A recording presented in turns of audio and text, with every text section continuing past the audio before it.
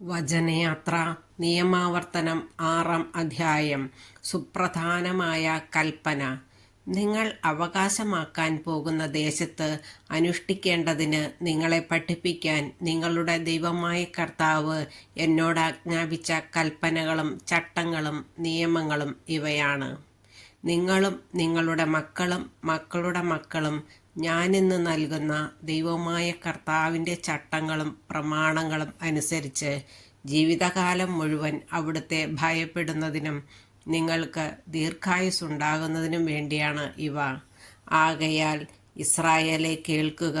നിങ്ങൾക്ക് നന്മയുണ്ടാകാനും നിങ്ങളുടെ പിതാക്കന്മാരുടെ ദൈവമായ കർത്താവ് വാഗ്ദാനം ചെയ്തതുപോലെ തേനും പാലും ഒഴുകുന്ന നാട്ടിൽ നിങ്ങൾ ധാരാളമായി വർദ്ധിക്കാനും വേണ്ടി ഇവ അനുഷ്ഠിക്കാൻ ശ്രദ്ധിക്കുവിൻ.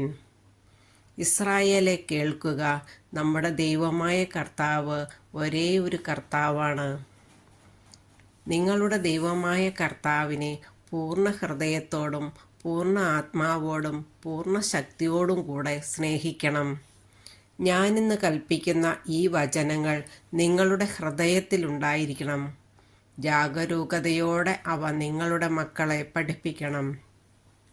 വീട്ടിലായിരിക്കുമ്പോഴും യാത്ര ചെയ്യുമ്പോഴും കിടക്കുമ്പോഴും എഴുന്നേൽക്കുമ്പോഴും അവയെപ്പറ്റി സംസാരിക്കണം. അവ കയ്യിൽ ഒരടയാളമായും നെറ്റിത്തടത്തിൽ പട്ടമായും അണിയണം. അവ നിങ്ങളുടെ വീടിൻ്റെ കട്ടിളക്കാലിന്മേലും പടിവാതിൽമേലും എഴുതണം. നിങ്ങളുടെ ദൈവമായ കർത്താവ് നിങ്ങൾക്ക് തരുമെന്ന് നിങ്ങളുടെ പിതാക്കന്മാരായ അബ്രാഹം, ഇസഹാക്ക്, യാക്കോബ് എന്നിവരോട് ശപഥം ചെയ്ത നാട്ടിലേക്ക് നിങ്ങളെ കൊണ്ടുവന്ന് നിങ്ങൾ പണിയാത്ത വിശാലവും മനോഹരവുമായ നഗരങ്ങളും നിങ്ങൾ നിറയ്ക്കാതെ വിശിഷ്ട വസ്തുക്കൾ കൊണ്ട് നിറഞ്ഞിരിക്കുന്ന വീടുകളും നിങ്ങൾ കുഴിക്കാത്ത കിണറുകളും നിങ്ങൾ നട്ടുപിടിപ്പിക്കാത്ത മുന്തിരിത്തോട്ടങ്ങളും ഒലിവ് മരങ്ങളും നിങ്ങൾക്ക് നൽകുകയും നിങ്ങൾ ഭക്ഷിച്ച് സംതൃപ്തരാകുകയും ചെയ്യുമ്പോൾ നിങ്ങളെ അടിമത്തത്തിൻ്റെ ഭവനത്തിൽ നിന്ന് കൊണ്ടുവന്ന കർത്താവിനെ മറക്കാതിരിക്കാൻ സൂക്ഷിച്ചുകൊള്ളുക. നിങ്ങളുടെ ദൈവമായ കർത്താവിനെ ഭയപ്പെടുകയും അവിടുത്തെ സേവിക്കുകയും ചെയ്യണം. അവിടുത്തെ നാമത്തിൽ മാത്രമേ സത്യം ചെയ്യാവൂ.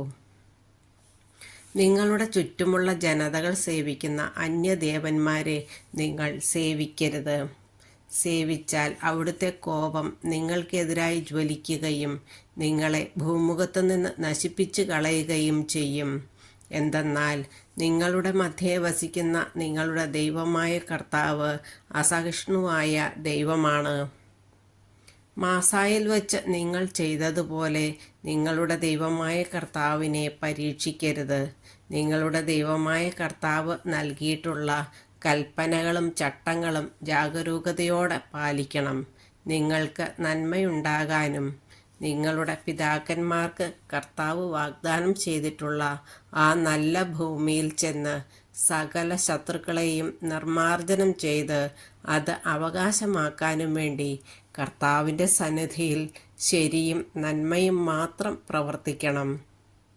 നമ്മുടെ ദൈവമായ കർത്താവ് നിങ്ങളോട് കൽപ്പിച്ചിട്ടുള്ള പ്രമാണങ്ങളുടെയും ചട്ടങ്ങളുടെയും നിയമങ്ങളുടെയും അർത്ഥമെന്തെന്ന് നിങ്ങളുടെ മക്കൾ ഭാവിയിൽ ചോദിക്കുമ്പോൾ നിങ്ങൾ പറയണം: ഈജിപ്തിൽ നമ്മൾ ഫറവോയുടെ അടിമകളായിരുന്നു. തൻ്റെ ശക്തമായ കരത്താൽ കർത്താവ് നമ്മെ ഈജിപ്തിൽ നിന്ന് മോചിപ്പിച്ചു കൊണ്ടുവന്നു. നമ്മുടെ കൺമുൻപിൽ വച്ച് അവിടുന്ന് ഈജിപ്തിനും ഫറവോയ്ക്കും അവൻ്റെ കുടുംബം മുഴുവനും എതിരായി മഹത്തും ഭയാനകവുമായ അടയാളങ്ങളും അത്ഭുതങ്ങളും പ്രവർത്തിച്ചു.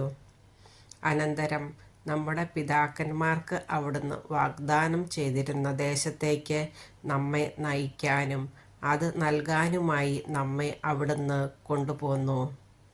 നമ്മുടെ ദൈവമായ കർത്താവിനെ ഭയപ്പെടാനും അങ്ങനെ നമുക്കെന്നും നന്മയുണ്ടാകാനും ഇന്നത്തെ പോലെ നാം ജീവിച്ചിരിക്കാനും വേണ്ടി അനുസരിക്കണമെന്ന് കർത്താവ് കൽപ്പിച്ച ചട്ടങ്ങളാണ് ഇവ.